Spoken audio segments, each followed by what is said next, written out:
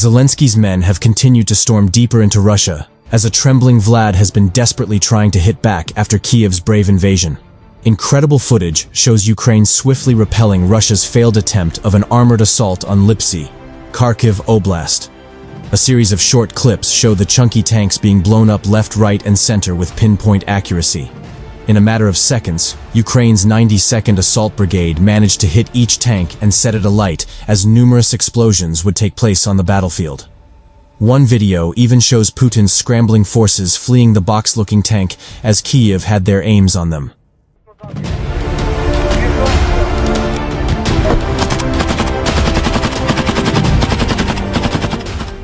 Russian tanks have appeared underneath the turtle shell-like cages after it was revealed that a humiliated Putin has lost almost all of the tanks he had when he began his brutal invasion of Ukraine.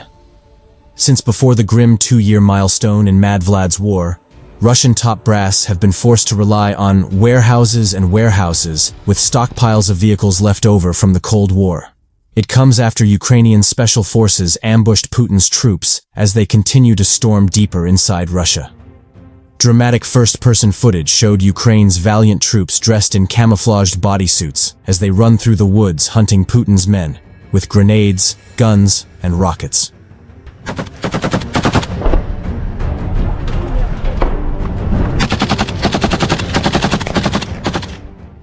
Video shows the heavily armed soldiers storming through the trees as they get closer to the enemy. The group of at least 6 men can be seen rapidly shooting at Russian targets and vehicles in the war-torn Kursk region. Putin's troops are then attacked with what appears to be grenades as huge explosions erupt in the fields. A flash of light can be seen before the Ukrainian army reg team start to move in. Meanwhile, Ukraine has managed to seize as much Russian land in just 8 days of their mini-invasion as Putin's forces achieved in the last 8 months. Mad Vlad has been left fuming over the continued incursion, as he has called on the Kremlin to deploy more troops into Kursk to kick the enemy out.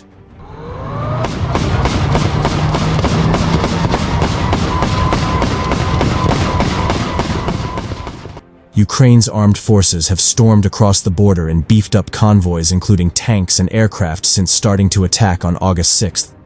Kiev now claims to control 74 settlements in Kursk and a formidable 1,000 square kilometers of enemy soil as of Tuesday evening, with the figure expected to continue to increase as they push on with their fiery war plans, says General Oleksandr Syrsky.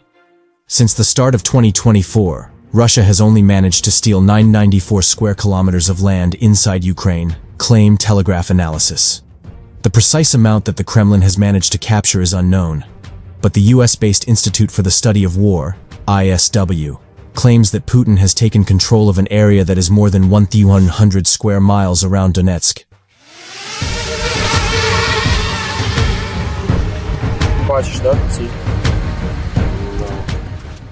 But estimates from the Ukrainian military indicate that Moscow has also lost some 300,000 soldiers from the battlefield during this time, with many of them being killed or seriously injured.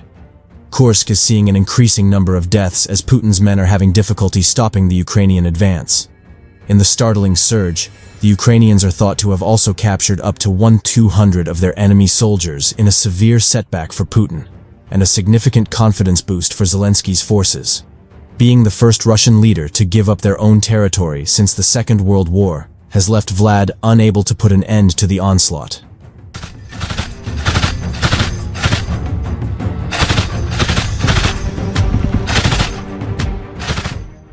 After sensing the Ukrainian attack, Russian authorities launched a significant counter-terror operation in the 3 border regions of Kursk, Bryansk, and Belgorod.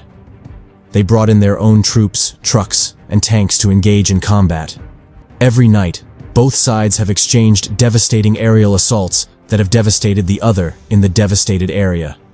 Ben Wallace yesterday insisted half measures won't cut it, and dragging out British support only risks prolonging the war in Europe. But he defended the new government, rejecting the Ukrainian president's characterization that Britain's support has slowed down.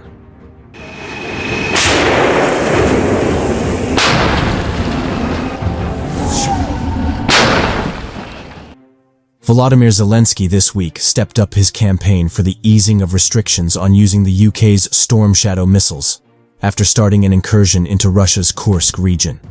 Speaking to Times Radio, Mr. Wallace said, One of the best ways to reinforce the deterrent to Russia is to make sure that nothing is ever taken off the table. And if necessary, we give Ukraine the tools to finish the job, to win, not to be static, not to have to just have more frozen conflict, but to give Ukraine the tools that they need in order to expel Russia from parts of their country, or all of their country if possible, instead of sort of salami slicing those sort of permissions, or indeed those supplies. Speaking recently, President Zelensky warned the Kursk incursion was only the beginning of his plot to destroy Putin's war machine, as he called for more weapons.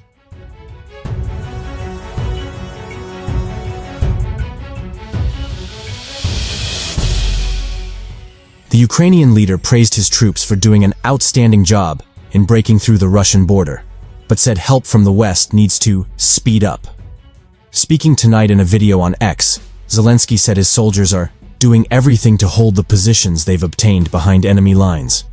He added, "In every direction, our troops are doing an outstanding job. However, when it comes to supplies from our partners, we need things to speed up."